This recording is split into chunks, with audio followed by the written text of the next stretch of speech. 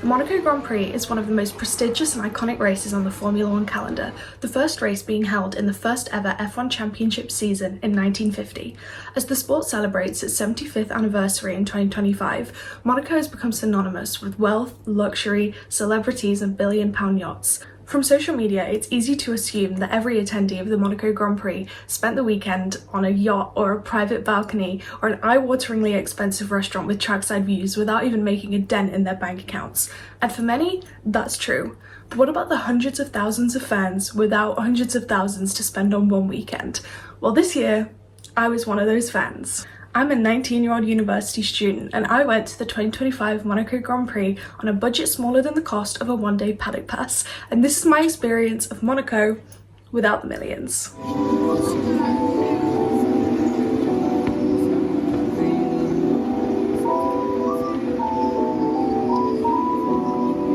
I flew from London Heathrow to Nice on the Thursday morning. I was absolutely terrified because it was my first time flying on my own, but everything went smoothly, everything was fine. Unfortunately, I was completely exhausted all of this first day, so I didn't film anything, but I just got the train into Nice and had a little wander around while I waited until I could check into my hotel.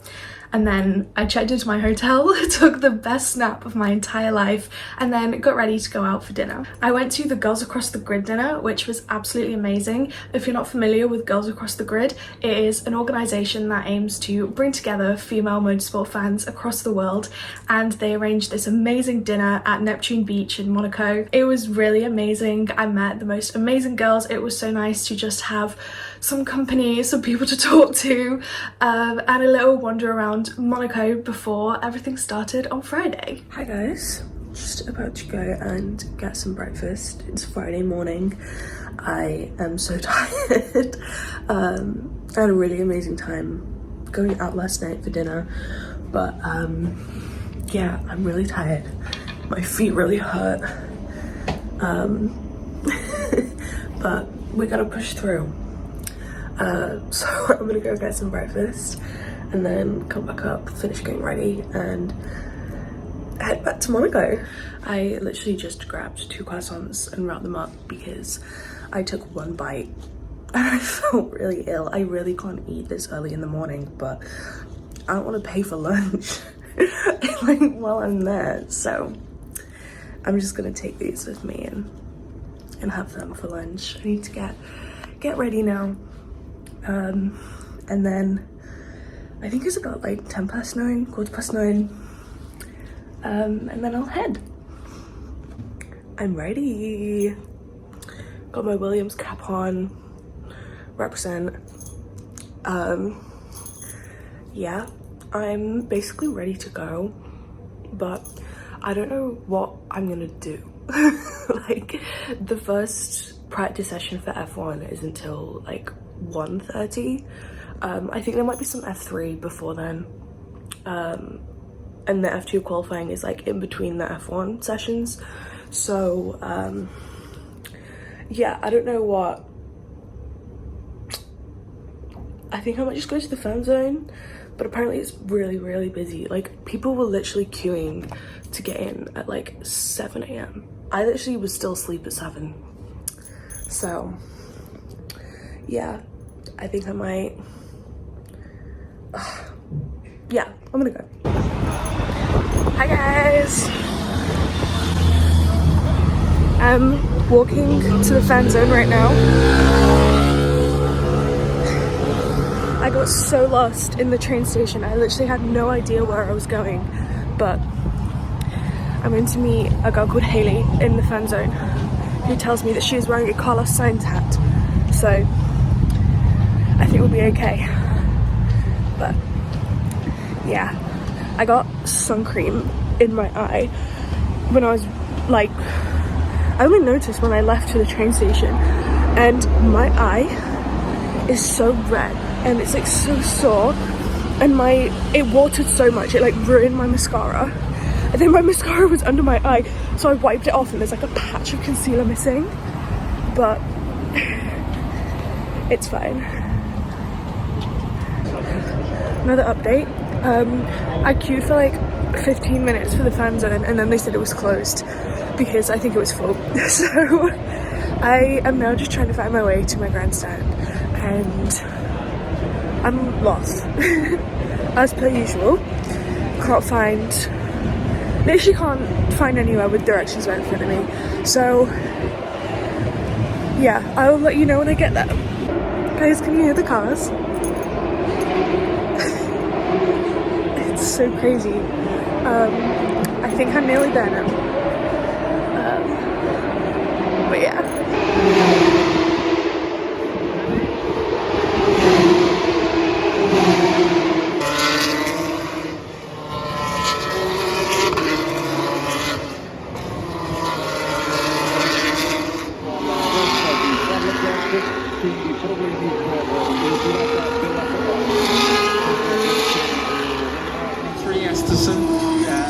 As well.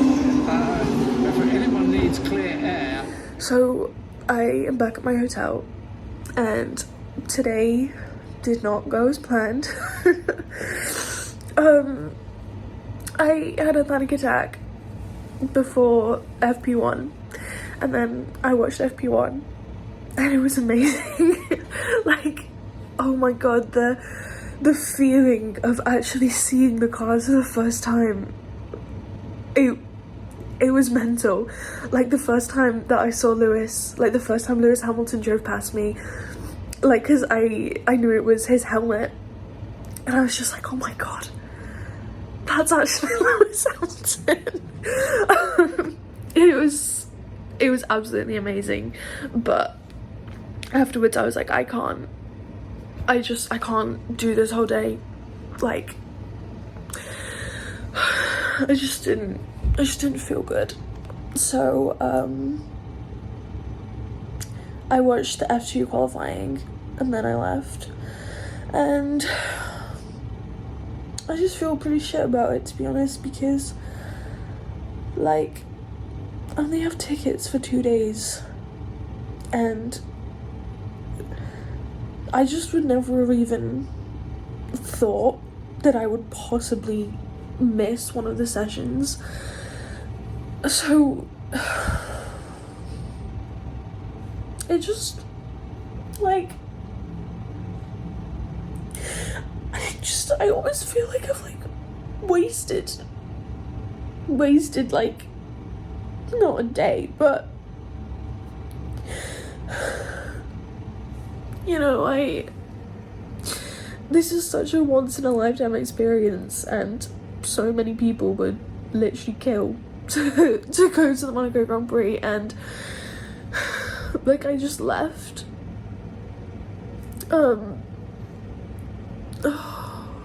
So honestly, feeling pretty shit, but it's fine. You know, I do still have tomorrow, and yeah.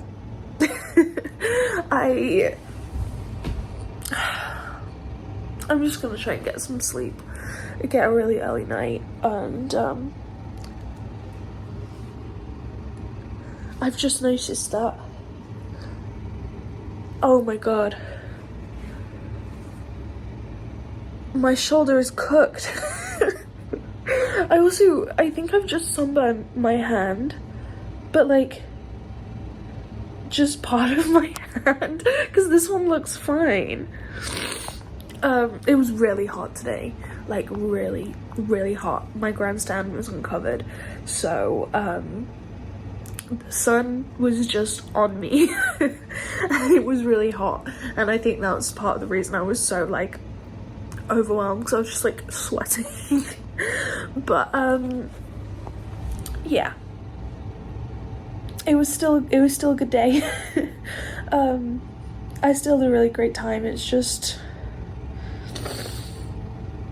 you know, it's just such a shame that I didn't watch all of it, but it's okay. Hi guys, it is 8 AM on Saturday. I have actually been awake since like 5:30. I just woke up and I kind of stayed in bed for like an hour, but yeah, I'm ready to go have some breakfast. Hopefully I will be able to eat something because I really I can't eat in the mornings. It makes me feel so sick. But yesterday I took some croissants from breakfast and took them with me. I didn't eat them until I got back, but I'm gonna do that again. So yeah, let's go have some breakfast.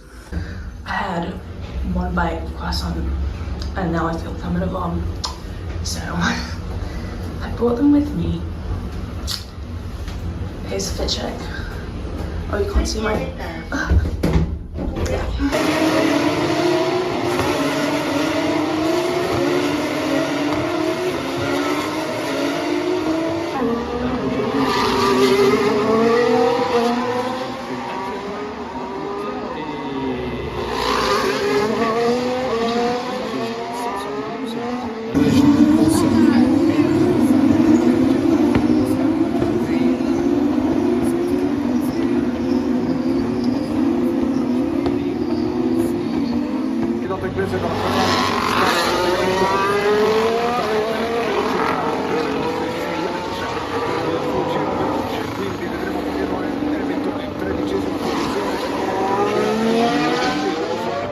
Hello, as you can see, I'm in my hotel room right now.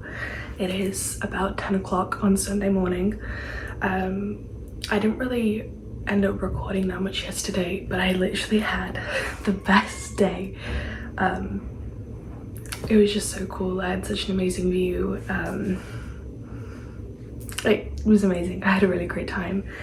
And then I didn't have to get the train back. I got a lift with a friend, and we drove the really scenic route back to Nice, so all along the coast, and it was gorgeous. But yeah, I had a really amazing day yesterday, but I don't have any plans today. My FOMO is out of control. I just really want to be in Monaco watching the race today, and I can't afford a ticket. Even I was looking on resale sites, I couldn't afford it. And I don't want to get the train into Monaco because it's just going to be absolutely heaving, and I just don't think it's worth it going through the stress when I don't have a ticket and I know I'm just going to be probably stuck in some massive crowd watching the race anyway. So I think I'm just gonna stay in my room, maybe go back to sleep. I wanted to go down and get some breakfast and steal some croissants they're on there, to eat for the rest of the day because I have no food at home. Yeah, I think it's just gonna be me in my room all day, which is okay. I am still feeling very much I want to be there because I'm literally here and then I'm not even going into Monaco on the actual race day, but whatever, it's fine. Anyway, that's my update. What happened? And just watch it play out in front of him, slip inside the action on the... A lot faster. Everybody, including Lawson in P9, if they all pitted now, Behrman would be 9th at the front end. So it's really working for him. Since I didn't go into Monaco on the Sunday, I ended up going into Nice instead with Fiona, who I met at the Girls Across the Grid dinner. We just got McDonald's and ate it by the beach. It was a super chill evening, but I very much enjoyed myself. On Monday, I took the train to Antibes. I don't know what it was about Antibes, but I just really, really wanted to go there. And I did, and it was gorgeous. It was so beautiful and peaceful, and there were so many amazing little shops and cafes and restaurants, and I literally loved it there so much. Hey guys, just checked out of the hotel and left my bags and heading to the train station to go into Monaco for one last time. I'm pretty excited because I didn't actually get to see that much when I was there for the race, so yeah, got a good 4 or 5 hours to kill in Monaco. I ended up meeting up with a girl called Yana to go and see the Princess car collection, which was something that I really wanted to do whilst I was in Monaco, but it was closed over the GP weekend, so I didn't think that I'd be able to, but it happened. It was really cool. We then met up with Sean. He gave us a driving tour of Monaco, including the track, which was really cool because all of like the grandstands and everything was still up, so we did not go around it at the speed of an F1 car, but it was still pretty cool. He then took us for lunch at Arrow Burger, which is apparently the best burgers in Monaco, and I believe it because they were really good. We then went up to this incredible viewpoint where you could literally see the whole of Monaco. It was so stunning, but a little bit bittersweet because it was the last thing that I did before heading back to the airport and flying back to London. I'm back. I have genuinely never been more upset to be back home in my life. Oh my god, I'm so in love with Monaco. I loved it there so much. I have to unpack all my stuff and I'm like, just let me go back. I will be back. I have had the best weekend ever and I am really feeling very sorry for myself now. So that was my week in Monaco and the south of France. It was absolutely incredible. I'm struggling to put into words how amazing it was. You never forget your first Grand Prix. And I will never forget being sat in a grandstand in Monte Carlo, my first time seeing and hearing the cars, seeing both Mercedes get knocked out in Q2. But at least I got to see George Russell walking down the pit lane. Gotta look on the bright side. Obviously, the actual racing and the cars is what I went for and it was phenomenal, but I really just loved Monaco so much. I've never fallen in love with a place like I fell in love with Monaco. I've thought about it every single day since I left. I need to go back. The thing that really made the whole experience for me though was the people. I would not have had half as much fun if I hadn't met the people that I met. I was in 2 group chats before and during this trip. One of those was the Girls Across the Grid group chat and the other one was the Monaco group chat set up by Cora Henderson, from which a smaller group chat formed, and that is where I found most of these friends. There were so many girls that I met over this weekend that genuinely felt like friends that I had known all my life despite only meeting them that day, and it was just so nice to have people to eat meals with and walk to the train station with and hang out with and sit in the grandstand with and help me put my sun cream on my back and take pictures for me for my Instagram. I might have travelled to the race alone, but I was never lonely. The community that comes with being an F1 fan is just unmatched. You know, we're all just girls who like fast cars, who want to make new friends, and I love you all so much. So how much did the best week of my life cost? Well, my original budget that I'd planned for this trip was £1,500, which is already a lot of money, but let's break down how much I spent, how much everything cost, and how badly over budget I went. Let's start with my race tickets. So on Friday, I was in Grandstand K and it cost €190 or £162.35. On Saturday, I was in Grandstand L. This was €440 or £375.96. Both of these grandstands had amazing views of the track. L was definitely my favourite though because you could see the pit lane, which I didn't know when I booked the tickets. It was a very welcome surprise. Neither of these grandstands were covered though, which means that the sun was just on me all day. I burned. I'm super happy with the tickets that I got though. I really have no complaints. They were both great locations, great parts of the track. And yeah, I'm really happy with with what I got. Onto my accommodation, I stayed at the Ibis Budget next to the airport, and for 5 nights including breakfast it cost £594 and 12p. I would liken this hotel to like a Premier Inn or a Travelodge in the UK. Not anything special as far as hotels go, but it got the job done. It was a nice little room with a big bed, a bathroom, good air conditioning. What more can a girl really ask for? The staff were all super friendly. I felt really safe there. The location was great. It was like a 10-minute walk from the airport and then about a 5-minute walk to the train station, which was super convenient given that I was getting the train every day. There weren't great options regarding food in this area because it's not like in the center of Nice where there are obviously a lot of different places where you can go. I ended up just like getting snacks from the Monaco Grand Prix by the train station in the center of Nice and basically lived off that. There was a vending machine in our hotel. I didn't use it, but it was there.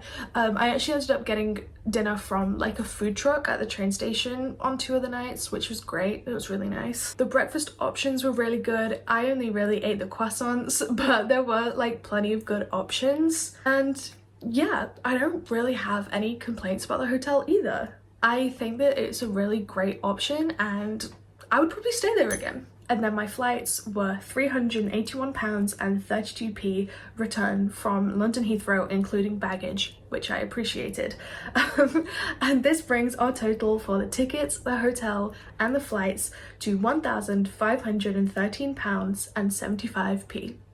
You may notice that this is already over budget, but it's okay. Onto the rest of my expenses. I got an Uber to and from the airport. On the way there it was £40, on the way back it was £60.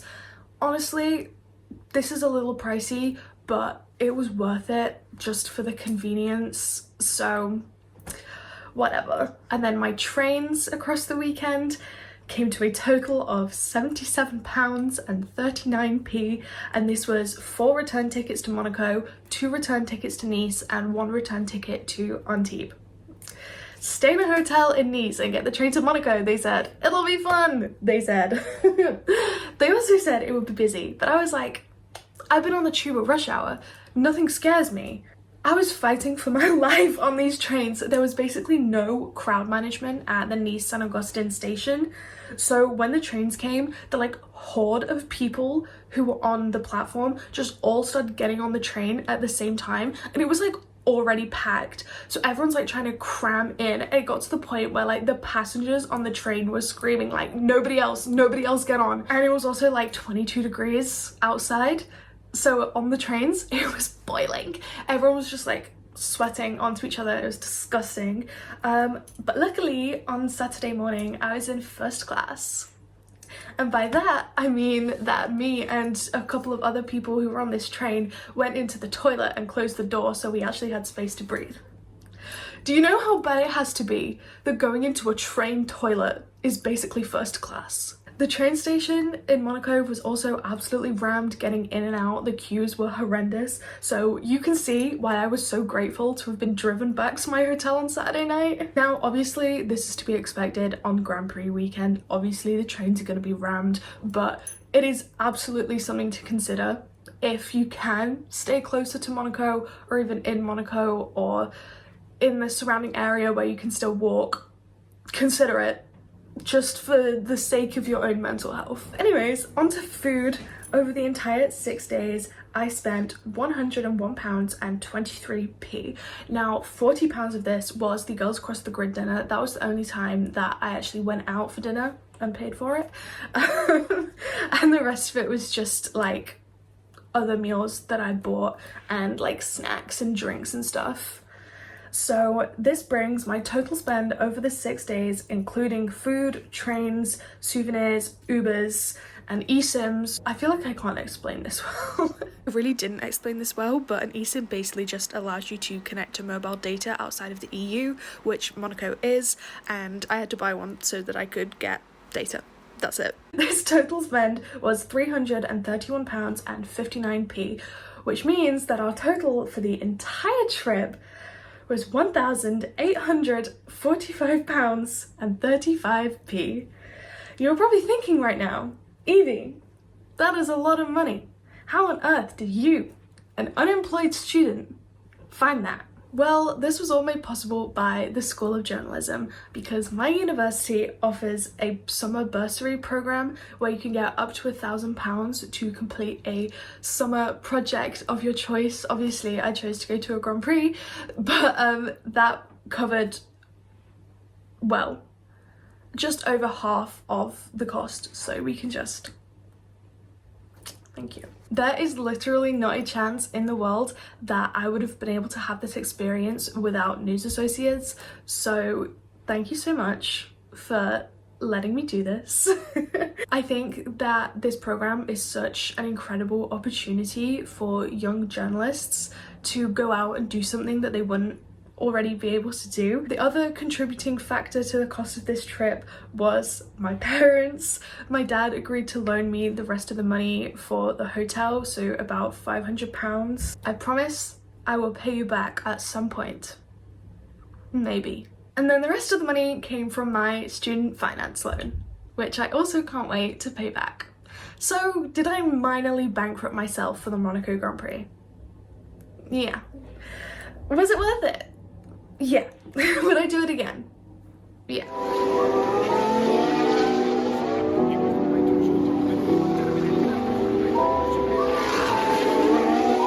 I'm aware that this is an extremely privileged position to be in. Not every F1 fan gets a £1,000 bursary or has parents who are willing and able to lend them £500. In fact, according to Salesforce, 99% of Formula One fans will never attend a race. I am part of the extremely, extremely lucky 1% that has, and I will not take that for granted for even a second. F1 is just not accessible. I know of so many fans who can't even buy a Sky Sports subscription because it's still too expensive to watch the races from your own home. And something that really made my head spin was finding out that for the Las Vegas Grand Prix, they offer payment plans for tickets. Like, payment plans. If your fans are having to use the F1 version of Klarna to actually afford tickets, do you think maybe they might be too expensive? And Las Vegas is one of the more expensive races, just as Monaco is.